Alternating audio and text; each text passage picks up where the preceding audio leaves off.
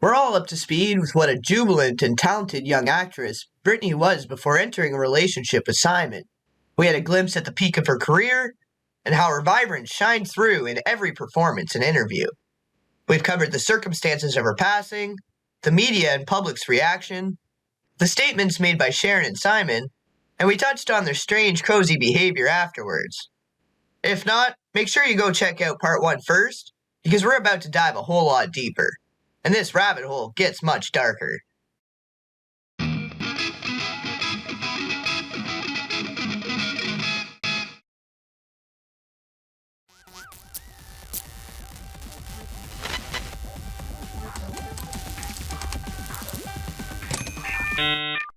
So we have Simon, who carries an upper-class, dominant air about him, but he's actually pretty low on the hierarchy of socioeconomic status, in spite of where he'd planted himself, bleeding both his mother and the women in his life financially, while propping up his image with grandiose lies and exaggerated claims. He grew up with the awareness and the concept of hypnosis, and would have had access to a lot of reading material regarding the human psyche and behavior. His own family admits that he was very manipulative of those around him in order to get what he wanted, and was able to charm women of all ages, a behavior that seemed to flourish after the passing of his father. They went on to say that although he was affected by the loss of his father, he remained a social and charismatic young man. Unfortunately, this, along with his sense of entitlement and lack of remorse, led Simon into a lifetime of deception and fraud. His mother, Linda, was and still is very much in denial, and likely failed to enact any real discipline or consequences in his youth. Then there's Sharon, who definitely had a dominant position throughout Brittany's life, but was very easily swayed and seemed to have submissive qualities herself. It was like the blind leading the blind, which left Brittany and her finances a pretty open and vulnerable target for somebody like Simon. Then we have Harley P., who has a very suspicious role in the industry if what Kanye had alleged was the truth, especially when you consider his celebrity client list, past and present. Plus, Brittany wasn't the only past client of Harley P. that suffered a sudden and untimely death. Look at this big crowd here, lots of fans here. What's really impressed me tonight is the neighbors. Neighbors loved him. One guy said, you know what, I'm too old. I've never heard his music, but what a great neighbor. What a great kid. In fact, the best kid you'll ever meet. Fans and neighbors leaving flowers, candles, notes on rapper Mac Miller's doorstep. Those close to him struggling with the fact that he is gone at the age of 26. I'm shocked, honestly. Paris Levy lives next door, stunned to find out Mac Miller died here just before noon. TMZ reporting it was a drug overdose. On social media, many fans blame Miller's death on ex-girlfriend Ariana Grande. Hi, David. We arrived to a heavy media and police presence here outside of the Studio City home of rapper Mac Miller. And authorities confirm here a death investigation is underway. Air 7 was over the scene when we saw what we believe to be Miller's body being transported into a coroner's van. We've seen investigators walking in and out of the home. And Variety, among other outlets, is reporting Miller, whose real name is Malcolm James McCormick, age 26, died of an apparent overdose. He just dropped a new album, Swimming, and was going on tour next month. In fact, his last tweets Thursday were about that, saying simply, I just want to go on tour. And he was scheduled to appear at the Greek Theater on Halloween night. But how could a personal trainer have any kind of additional involvement that could affect one's mind, body, and spirit in a negative way? What kind of specialized work did he do for the Canadian military? Up to those bodybuilders as the ideal, growing up during the Reagan era, during the Cold War, when every leading male in Hollywood was Schwarzenegger or Stallone or Van Damme, all these very fit muscle guys, and thinking, well, that's the ideal male, that's what I'm going to strive for. Bodybuilded through college and wanted to study the science behind it. So I did degrees in kinesiology, exercise physiology, degree in nutrition, a master's degree in exercise physiology, and I was working on my PhD on exercise physiology and nutrition, got recruited by the military to help run essentially the superhuman lab, this laboratory called the Defense and Civil Institute of Environmental Medicine. Right. It was incredible, and the area that I was interested in was how drugs and food affect muscular performance And Or when you say drugs, are they like performance-enhancing drugs, or are they all just- kinds of drugs. Right, okay. So working for the military, I wasn't governed by the same laws that the typical person was, so I could look at the impact of certain drugs that are not everyday things. So we looked at a drug called modafinil, Okay. which was for narcoleptics. So if you give a soldier this drug, how long could they stay awake for without having any health detriment? Is that used now as one of these brain drugs? I've heard the name before somewhere. Yeah, so it's very interesting. Modafinil, it will keep you awake, but it's not a stimulant. Really? So if a special forces person has to stay awake for 3 nights waiting for the right opportunity to do whatever they have to do, we could give them modafinil and it would keep them alert. Creatine, the early days of creatine research. But my area of specialty was specifically caffeine and ephedrine synergy. Right. So back then, those were really popular, the ECA stacks. And was that really mainly for use in, like, for the soldiers to be able to... Special forces, Right, yeah. okay. So our lab came up with the exact amount of caffeine and ephedrine to create the perfect dose. That became standard issue for a lot of pilots. So he has an awareness of an array of substances that the average person would not, one of which could allow someone to stay up for days without the negative effects of a standard stimulant. I wonder how this can be used outside of military purposes. I wonder what other types of substances he is practically bragging to have knowledge and made use of that could alter or bypass natural human function, like free will, for example. Mind-altering herbal brews, as well as different psychoactive substances, have been experimented with and have been applied for use in mental health therapeutic practices for decades. Ayahuasca is a traditional plant medicine originating in the Amazon.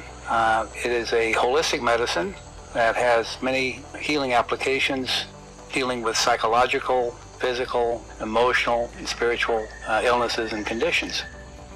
Ayahuasca certainly has healing properties that directly affect a rather wide range of conditions that are not effectively treated by Western medicine.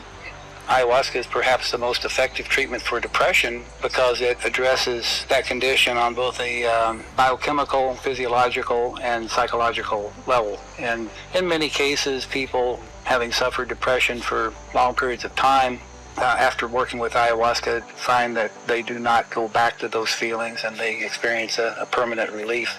Same is true for anxiety issues, phobias of various types, irrational fears of things, stress and trauma disorders, post-traumatic stress disorder, and things of this nature.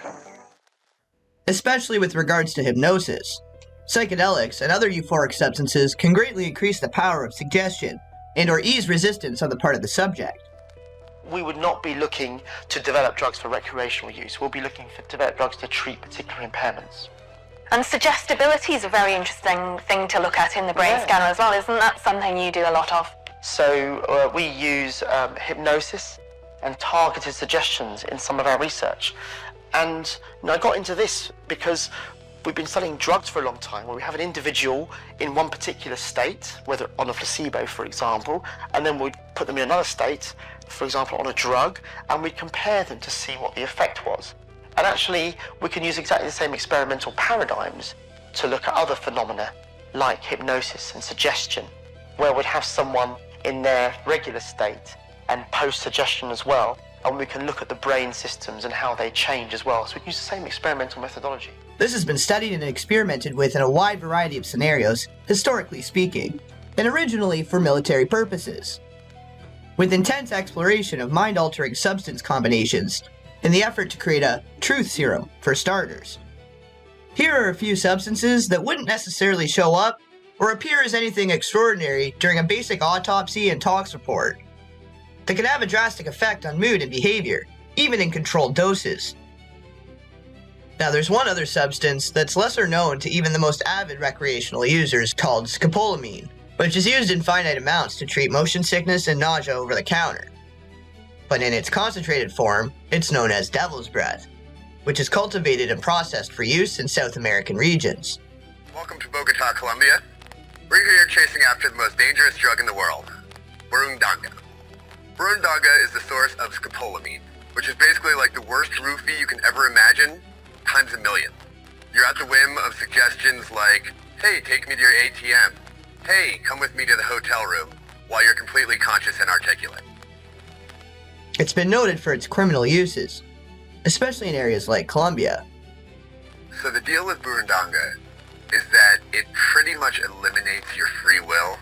So you're awake and you're articulate, and to anyone else watching you, it seems like you're perfectly fine. But you've completely lost control of your own actions, so you're at the whim of suggestions, and that's how people take advantage of you. Some of them sound like kind of campfire horror stories you're told when you're growing up. Stuff like waking up in a bathtub with an organ cut out and a sign saying you have 5 hours to get to the hospital. We've of course also heard that it's used as a date rape drug. We heard one particularly chilling story where a guy was taken back to his apartment, woke up the next morning in an empty apartment, completely confused as to what happened, went down and said to his doorman, you know, why is my apartment empty? What happened? The doorman said, well, you brought it out with 2 of your friends last night, all your stuff, you loaded it into a van. And the guy was like, why in the hell would you let me do that? And he was like, because you told me to. So that's kind of the stuff we're dealing with here. Complete elimination of free will while still acting, which is pretty much the scariest shit I can imagine. I wouldn't have even considered this, being how foreign and complicated it would have been for somebody like Simon to obtain, if not for how well the effects matched Brittany's behavior near the end, for its powerful use for hypnotic purposes, Harley P's questionable past career experience, and the fact that Brittany, Sharon, and Simon had just returned from Puerto Rico in the weeks before she passed.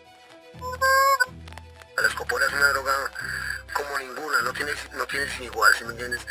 Tú coges con un soplillo así, por ejemplo, tú estás aquí caminando y de repente, o sea, tú vas de espalda o vas por la pinta caminando acá y yo me le paso por un lado y le hago así nomás con eso, nomás con ese destello.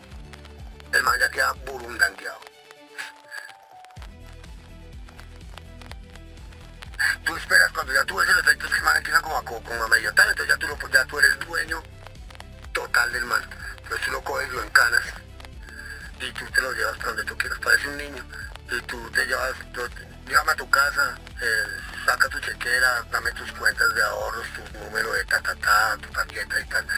Y así, si te pasas de dosis, corre peligro de que la persona se muera. Simon did seem to be pretty flattered by the media comparing him to Svengali. How about stories that you are a Svengali, a controlling factor? Svengali? Yeah. I should be so lucky. So you're telling me a woman that made... I'm just telling you stories that were printed. Larry, you've got a girl that's made 32 movies. Quite happily before I came along. A Svengali? Svengali being a term that is based on a character in a play written by George du Maurier in 1894. They hypnotized, controlled, and exploited a young singer named Trilby. This was adapted into film a number of times, the most notable being with John Barrymore Sr. in the role of Svengali in 1931.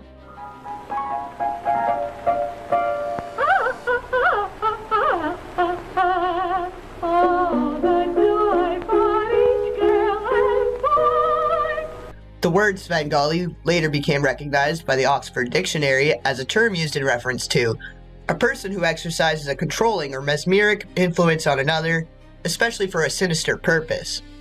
Svengali was also adopted as a criminal defense term, called the Svengali defense, which is a legal tactic that portrays the defendant as a pawn in the scheme of a greater and more influential criminal mastermind. Was this what Simon had aspired to be, with the overall control and hold he took over Brittany's career, but failed miserably? Other fun facts about Colombia, definitely not from the Board of Tourism, include the fact that 1 in every 3 kidnappings in the world happen right here in Colombia, and as we all know, is the cocaine capital of the universe. Un gramo de escopola es como un gramo de perico, la misma marcada porque tiene la misma densidad en peso y en presentación, ¿sí me entiendes cómo es? Pero tú con un gramo puedes matar hasta 10, 15 personas, matar. Por eso es tan extremadamente delicado y no se consigue. Y la información, por ejemplo, que yo sí sé dónde se consigue, porque yo sí sé el buen pintas y es donde se consigue todo. So despite the insane homicide rates, the narco-trafficking, the civil unrest, and everything else going on in here in Colombia, we can't seem to find a Colombian who's more scared of anything than falling asleep under the borrachero tree. Was Simon's control slipping? Were the expenses he was accruing piling up that Brittany was under the impression he had taken care of from his own finances? Was she asking questions about some of the major investments he'd made? Or did he simply want to explore other ways he could ensure further control over the entire situation? He owed me a lot of money for a long time. It's funny, in Hollywood you don't need to threaten violence, you just need to threaten publicity. I told him I was going to the press. And then I got a check for the whole amount. He had been running for a long time. There's things he did in other states. Used fake names, stole money, bounced checks. And then when he became this public figure, because he was with Brittany Murphy now, people could find him. So all the people that he screwed over, all of a sudden, oh, I know where he is. Very simple. Once I was told certain things, everything else made sense to me. It was putting a puzzle together, jigsaw puzzle, very complicated puzzle. And the more information I got, the more everything else that happened made sense. He had all these secrets. Nobody knew about. All these little secrets. And if something started to come to the surface, it's absurd, it's crazy. He would, no, they're lying. It's not true. Brittany and Sharon believed him. Especially if Sharon and Simon had begun having an affair before Brittany had passed. She had referred to Simon as honey and baby in the 911 call, for crying out loud. Let alone in the interviews afterwards. But we'll get to that. Nobody knows. Okay, but I need to know where he's at about. What number are you at, honey? Clara, what number is Daddy at? What number are you at? You know, he doesn't know. Está uno totalmente como un zombie sirviendo a una gente que te da unas órdenes. Es como que pierdes toda tu voluntad, lo que, no sé, que no puedes reaccionar. Capacidad de decir, oiga, hay algo muy malo en todo esto. En ese trayecto de ir a coger el bus, un hombre me paró y me dijo que si conocía una dirección, y pues él me dijo que si conocía esa dirección, me mostró el papel. Yo por la ubicación estaba muy cerca. Cada vez que yo terminé llevando a la señora hasta donde él quería, nos tomamos un jugo, que yo creo que ahí es donde me dieron la escopolamina a través de la bebida. Me llevaron hasta la casa, yo vivía ahí súper cerca, y saqué un poco de cosas, esculqué toda la casa. Yo era feliz, esculcando, buscando. Yo sabía que mi novio, lo que yo estaba viviendo, había tenido unos ahorros. Los boté todo, volví todo una nada y busqué el sobre y lo encontré. Desafortunadamente lo encontré. Estaba lleno de dólares, de euros, unos ahorros que eran de mi novio de hace mucho tiempo. Él era fotógrafo, entonces también unas cámaras. O sea, yo llegué y cogí todo lo que yo pude y encontré mi camino, y yo estaba feliz de buscar y quería buscar más de ella. Solamente tiene dos funciones: tomasear, estudiar o asesinar. Son tres. Son tres. Sisa Simona, lo bien nálido. I'm gonna try and chat with her a bit about what actually happens when someone's exposed to the drug and try and figure out what this whole zombie thing really means. Si vamos a verlo desde el punto de vista médico, esa sería la sustancia perfecta para los hechos delictivos, porque la víctima no va a recordar nada, por lo tanto no denuncia, porque cuando ellos tratan de recordar la persona que se la dio, no fija la memoria. Y cuando ya se despertaba y se daba cuenta que había sido robado, él no se acordaba de que él mismo había colaborado. Entonces esa era la propiedad que se piensa se explota de sustancias como estas, que tienen la posibilidad de, entre comillas, hipnotizar al paciente. This is all, of course, just speculation, and there's a lot more information to consider that has raised even more questions in the years to follow, that left both Brittany and Simon's deaths shrouded in mystery to this day. The week leading up to her death, Brittany had been claiming that she felt sick. She didn't feel good. So that would mean she had like 1 week after this Access Hollywood interview where she felt fine, and then I'm guessing she started to decline after that. So here's where I get a little conflicted. Apparently, Brittany was exhibiting signs of sickness, like flu-like symptoms, but she and Simon weren't big on doctors. Some even said they were quote-unquote holistic, but she was taking some over-the-counter cold meds. I mean, I guess as a last resort. But eventually, when all was said and done, both Simon and Brittany's mom, Sharon, had tons of prescription medications in the house, none of which were found in Brittany's body, but nevertheless, they had it, which to me means they really weren't quote-unquote holistic people like it was stated on the IDTV documentary Brittany Murphy Missing Pieces. Family had reported that she had not been feeling well the last few days and that she had flu-like symptoms and felt sick. The coroner says the initial exam indicates that Murphy may have died of natural causes. We didn't find any illicit or illegal drugs. We did recover some of her medication that she had that was prescribed by a doctor. Well, it's been 1 month since Brittany Murphy's mysterious death. While the official cause of death is still being investigated, her mother and her husband say they are convinced that Murphy died of natural causes, not drugs or an eating disorder, as some have suggested. The 32-year-old actress collapsed and died in the bathroom of her Hollywood Hills home on December 20th. Authorities are awaiting the result of toxicology tests before determining exactly what killed her. In the meantime, speculation has been running rampant. Published reports allege Murphy used a variety of prescription drugs and that the slender actress may have suffered from an eating disorder. Brittany had been looking very thin lately. Recently, when she stepped out in public, people noticed it and started to worry about her. But her mother, Sharon Murphy, says her daughter was always petite, and she said Murphy did not do drugs or even drink caffeine because of a, quote, fear of dying. Murphy's husband, director Simon Monjack, said Murphy took anti-seizure pills on occasion for a heart condition. And he said most of the prescription drugs found at their home the day she died belonged to him. The family is planning to hold a public memorial in Murphy's honor at the end of next month. Or the day of her death, her behavior, her mood.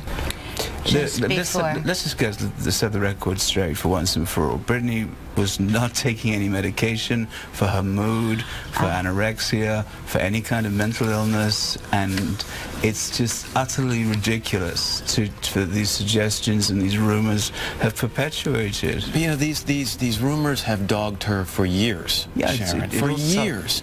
And Simon, she was taking medication for a cold. In addition, though, according to investigators, at your home they found a lot of prescription medication, including an antidepressant, anti-seizure medication, anti-anxiety medication, painkillers.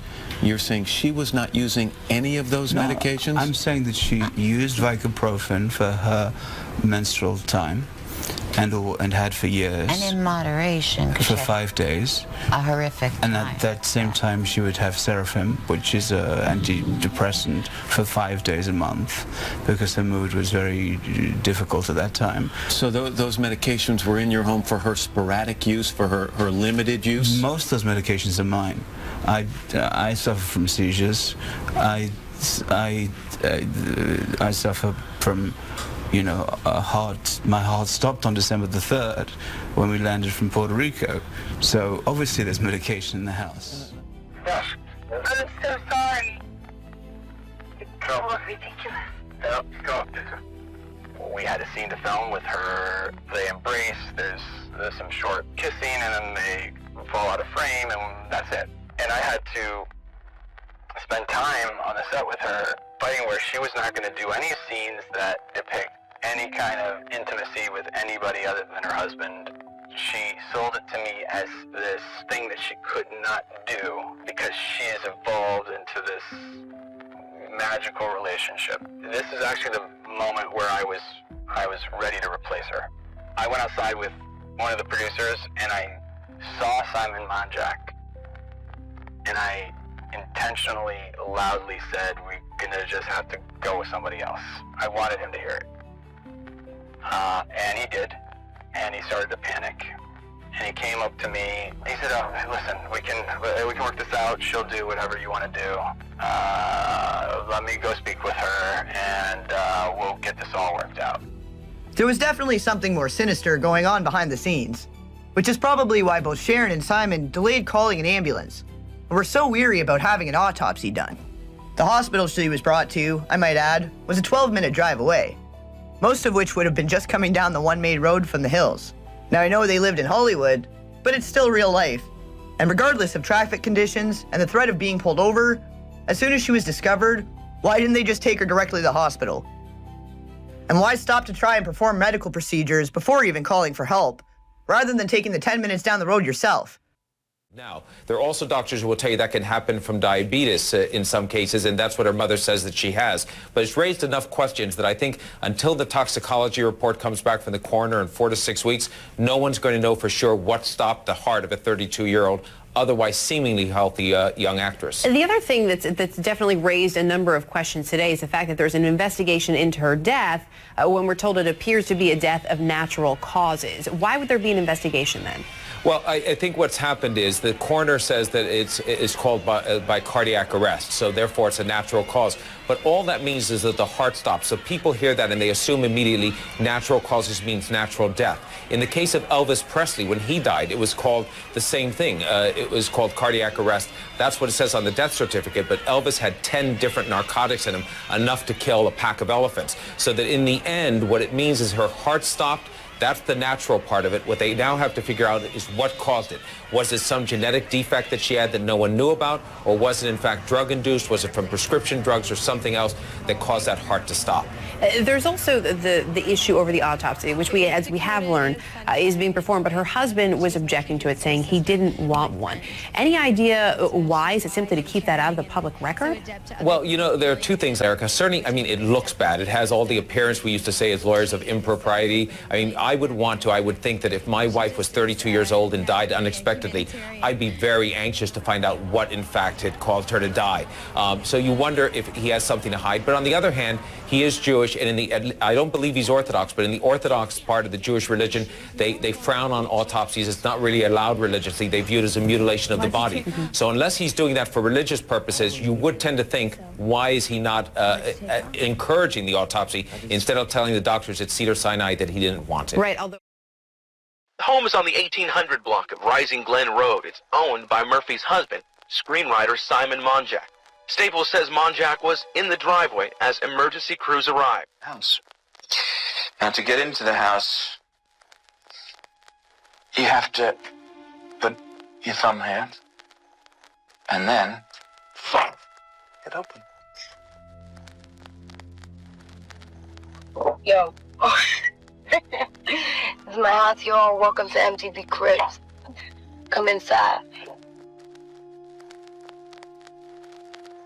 He actually said, well, do you want to come to the house? Like, yeah, yeah. And he even said, you know, you'd have first access. It was amazing, but it felt weird for this grieving husband to be like, let's show the world where Brittany died. We were standing looking at it last night and couldn't believe that we actually live here. It's like living on top of the world up here. It's kind of unbelievable. My dream eventually is to have a compound for my whole family, but to know that my whole family, if anything happens, could live in this house is one of those most incredible feelings on the face of this planet. I grew up with my mom. This is my favorite stuff, is family photos. We always lived with other people or had other people staying with us or other family members. I was taught from a very early age to make wherever I am feel like home. Wherever my mom is, wherever my heart is, really home. So I sort of can't believe that we actually live in a house with like dressers and drawers where there's a place for every... It's even a pool here. Yeah, these are pictures I took of Brittany. This was actually used at the funeral.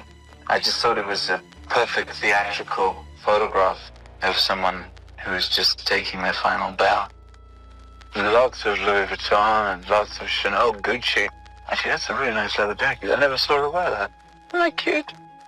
But there's just so much of it. I was a little bit surprised because it wasn't what I was expecting. When you think of Hollywood and people with lots of money, you think of like a big, clean, modern house. Like, this is my bedroom.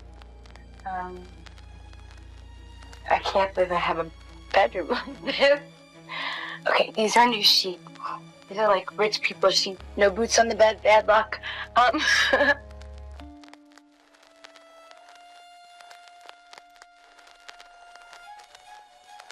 This was my dream shoes. I couldn't believe that they put them back in the market again. I remember thinking, oh my God, this is the coolest thing in the whole wide face of this planet. So this print, pink has always been my favorite color since I was born. Eventually we went up to the master bedroom, which had the bathroom where she was found. This is obviously the infamous bathroom, which no one has managed to even come in and clean out yet. This is the little doggy couch where she actually fell. She fell on Clara's chaiselong. She was put on her side right here next to the chaiselong. And then when the paramedics came in, they pulled her through here into the, through the, one of the closets, into the main room. So, yeah, you're the first people to ever see the infamous bathroom. And it's the first time I've come in here, actually. You don't use this bathroom anymore? No, I don't use it at all. Yeah, it's shocking. And this bathroom is incredible. I've always found sanctuary in the bathroom of wherever we're living, whether it was a house or an apartment. I remember sleeping in the bathtub when I was a little girl. I thought it was really just private and nice. I'm gonna be so embarrassed by this when I see it. How did she get to this place in her life where someone like him could come in? That was during a little dip she was having that he came along. And I think that's where her judgment was muddled and desperate, and she became prey to things that she thought would help her.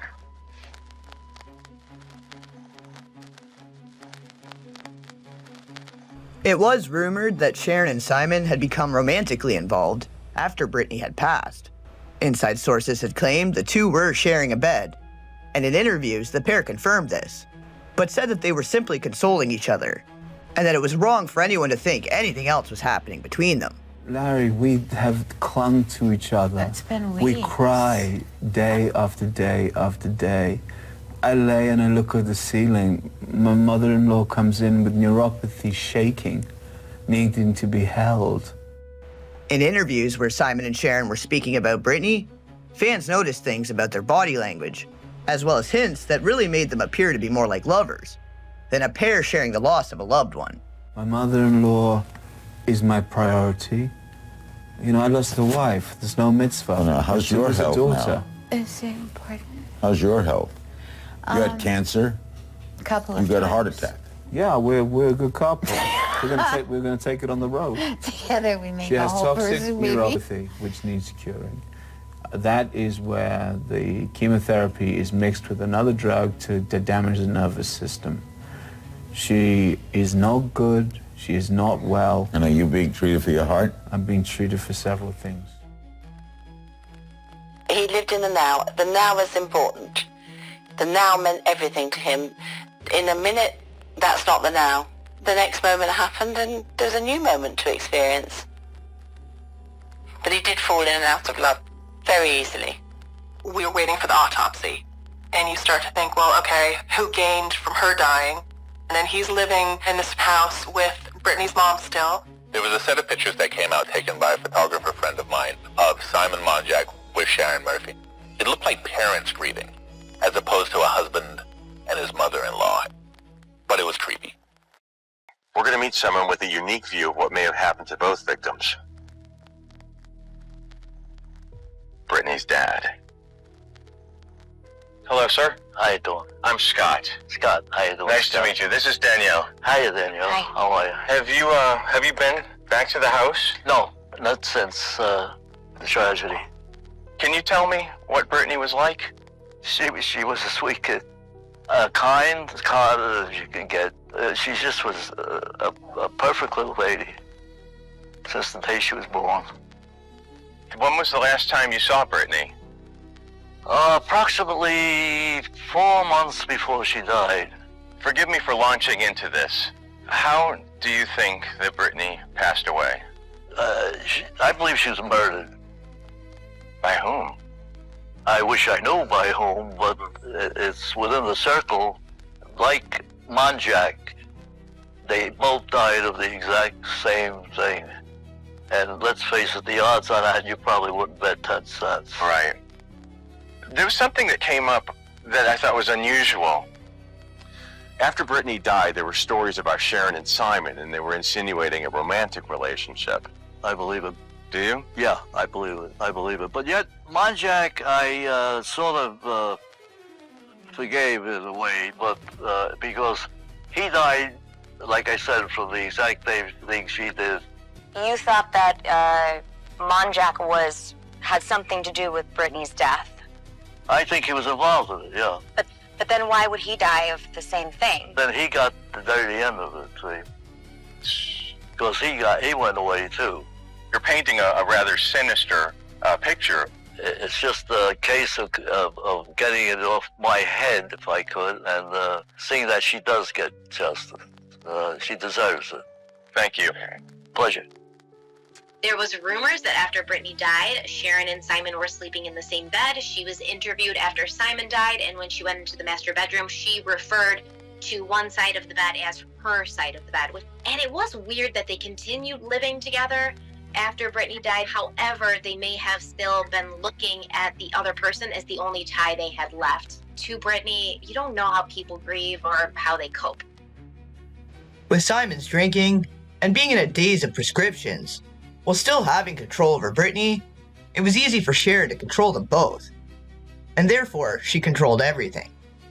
I must mention that shortly after Simon and Brittany became wed, a will was drawn up making Sharon the executor.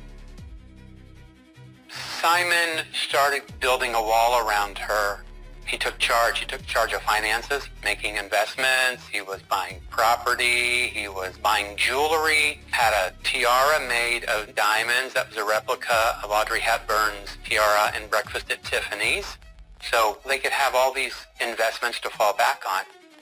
He was making all of her decisions. He was clearly getting her money. He started driving her to work, but waiting. And every time there was a break, she would leave and go be in the car with him. And it got more and more restrictive, and it got more and more apparent to all of us that she wasn't hanging out or having lunch with us or talking. One day, her numbers were changed. No one knew where she was. Couldn't find her. Disappeared. Simon took her away. That was it. He made sure no one could get to her. Many have speculated that Sharon was the mastermind behind it all, and that when she no longer needed Simon, or became more aware of his reckless spending and lies, that she disposed of him as well. She had thrown a fit when Simon's parents had given the investigators permission to seize his computers and devices. Was this her retirement plan? Was Simon an accomplice? Or was this the consequence of Simon's attempt to drug, hypnotize, and control Brittany that backfired, and then his drinking and use of whatever combinations himself got out of control, which led him to the same ending? Or is there some other explanation? There's the independent inquiry, launched by Angelo Bertolotti, Brittany Murphy's father. After Brittany's death, Bertolotti wonders if his daughter has been poisoned. When Simon Monjack dies a few months later, his suspicions grow. He reaches out to forensic pathologist Cyril Wecht to investigate further. Mr. Bertolotti obtained a strand of Brittany's hair. He submitted it to a laboratory in Colorado, and he obtained the results. He sent that to me for my analysis. The results show 10 heavy metals at significant levels that several instances are well beyond the levels permissible by the World Health Organization. While the lab report cannot definitively say that foul play was involved, Bertolotti believes that Brittany and Simon have been victimized. I'm quite sure Brittany was poisoned, yeah. So that's what I think. The question now becomes, who would poison them and why? Theories were also presented based on toxic mold being present in the house. After Simon died, she thought, there's mold in the house. Black mold is notoriously destructive. It can cause a variety of health problems, including pneumonia and even paranoia. There did seem to be some water damage. The house was located at the bottom of multiple hills. With the water draining down, you'll often find water getting into the foundation and the walls of the home, which can lead to mold. There's also a water heater in the attic that had leaked and caused a flood in the house, and people believe that the mold could have come from that. And eventually, both Brittany's father and Simon's mother wanted to reopen the investigation. When Simon passed away of the exact same thing that Brittany did, you know, pneumonia, anemia, did you not have any sort, you didn't want to get his hair tested? You didn't even think? I didn't even think about it, not at that time. I didn't know if all this was going on. I thought that it was the mold in the house because they had terrible mold on the windows, and mold that isn't treated lets off spores, and those spores can give you Legionnaire's disease. Yeah. So we were convinced that he and Brittany both died of Legionnaire's disease. The medical situation there was, the coroner is not, I don't quite know how it all works in America, but it wasn't very helpful. So allegedly the coroner's office had asked her, well, can we come in your house and test for this mold? And she'd said no. She denies that ever happened. She says she never restricted access to the house for them to test for the mold. After Brittany's death, television program Inside Edition pays the house a visit. They notice something strange. And they said that it looked as if there was plastic sheets hanging, as if there was some mold removal going on. It's quite possible that a mold test was done, but for legal reasons, Sharon isn't talking about it. Additionally, Sharon did sue the house builders and successfully, it's settled. If Sharon did settle with the house builders, there may be some sort of non-disclosure agreement. Angelo had also stated that he had always wanted to be in Brittany's life, but that it was Sharon who had made it difficult. That as Brittany had gotten older, they would sneak in visits on sets and various locations, whenever they could. But once she had met Simon, their contact was completely cut off. He was even denied access to her funeral, unless he could provide proof that he was her biological father. People have speculated that Sharon Murphy made up the mold story to hide the truth.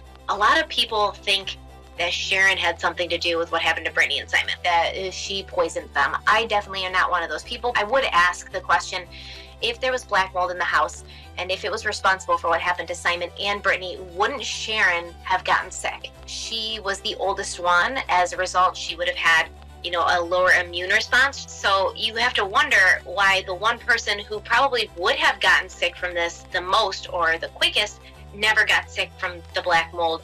The home had been previously occupied by Britney Spears, who claimed she thought the house was haunted, and that she once felt a force push her so hard that she nearly toppled down the stairs.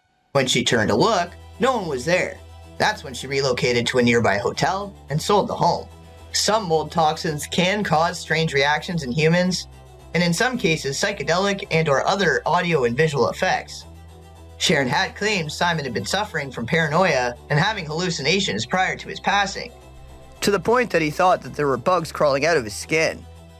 This could also explain the alleged paranormal experiences that Britney Spears had.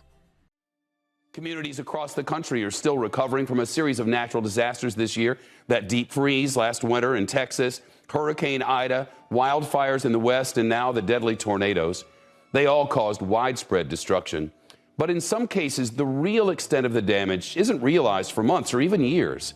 After these disasters strike, toxic mold can grow and spread throughout homes.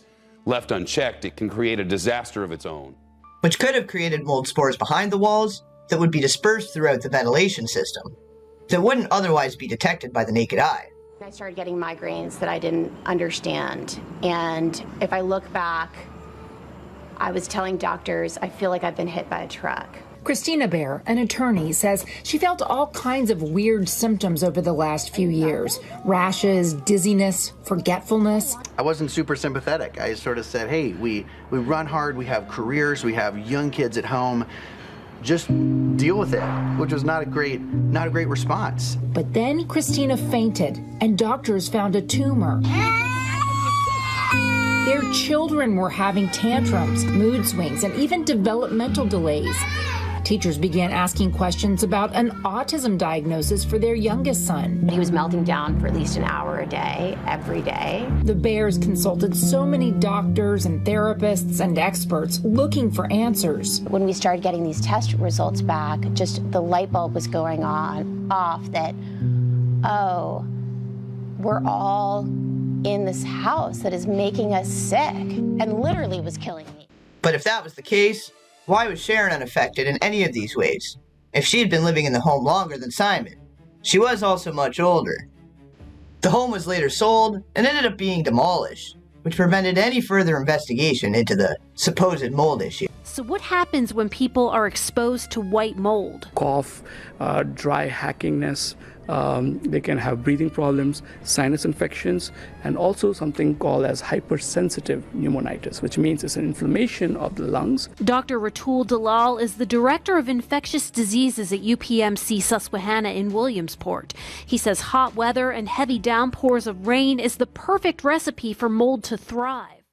Ed Winter says his office did forward toxicology samples to a private lab hired by the late actress's father. The private analysis states Brittany Murphy had high concentrations of 10 heavy metals in her system and may have been intentionally poisoned. I received a call, an email from Angelo Bertolotti. I can understand him asking, what are you telling me? My 32-year-old daughter? She just died like that from pneumonia and anemia? He then said he had gotten hold of a toxicology report on a sample of hair, and it showed heavy levels of heavy metals. I've had cases like that. Fascinating cases. One with a woman who was repeatedly poisoning her husband with thallium. I'm not unfamiliar with that.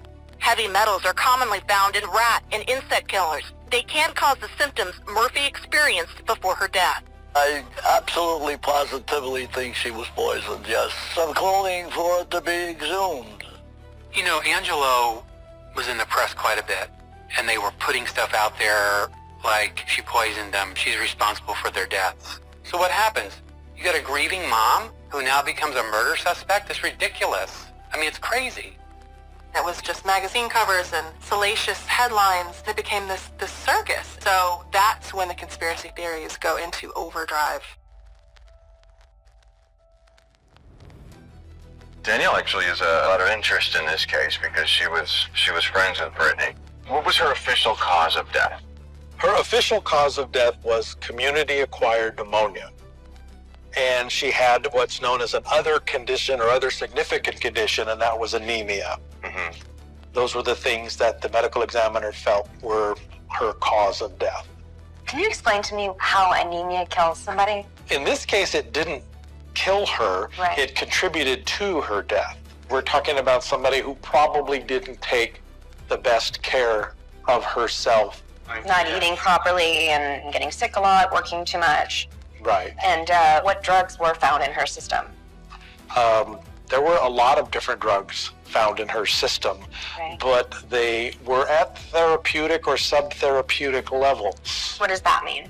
The levels indicate that the drug was used recently, but it wasn't necessarily the cause of death. Mm-hmm. She had pneumonia, she had trouble breathing, and that is probably what ultimately claimed her life. There's no like cocaine. You know, there were so many rumors over the years that she got so skinny because of drug use, and I, as well as I knew her, never saw her not excited and not happy, and I cannot imagine for one moment that she would be someone that would do cocaine. Right. So. And that wasn't found. Simon Monjack died such a short period of time after Brittany Murphy did of the same thing. Community-acquired pneumonia, I believe, was Simon. Did they get it from each other? Probably not, because there was significant time between the two deaths. 5 months. I hadn't talked to her for a couple of years before she passed away, so curious. I don't have access to this stuff. Obviously, I get to read what everybody else gets to read. There's the assertion by individuals that she may have been poisoned. We don't test for poisons routinely. If somebody does come to us and say we think somebody's been poisoned, we ask them to be very specific, and so if we're going to test for poison, then we're going to look for those specific poisons in our test. Brittany after she died, her father got her hair tested, right, in 2013. And it came back with traces of heavy metal, which can sometimes mean rat poison, right? The father of actress Brittany Murphy wants the investigation of her 2009 death reopened. He says Murphy was poisoned, and he has the lab results to prove it. According to the report, which was conducted by a lab her father paid for, heavy metals were discovered in Murphy's hair samples. The lab tested something that could be consistent with rat poisoning. The coroner says she died of pneumonia and anemia, and a few months after Murphy died, her husband Simon Monjack also died suddenly from what the coroner says was pneumonia. A new toxicology report claims that the late actress Brittany Murphy was poisoned. The private report ordered by Murphy's father shows the samples of the actress's hair tested positive for high levels of 10 heavy metals, the same substances that you find in rat poison. Those metals were also found in her husband's system when he died suddenly 5 months after Murphy. Her father spoke to Good Morning America today. I have a feeling that there was a definite murder situation here. Brittany Murphy's death is highly suspicious. It is a report from an accredited laboratory. It cannot be ignored. Dum, da-dum, da-da-da-da-da-da-da-da-dum, da-dum, da-da-da-da-da-da-da-da-dum, da-dum, da-da-da-da-da-da-da-da. Why haven't I told you? Oh, baby, I told every little star just how sweet I think you are. Why haven't I told you? Da-dum, da-da-da-da-da-da-da-da. I told ripples in a brook made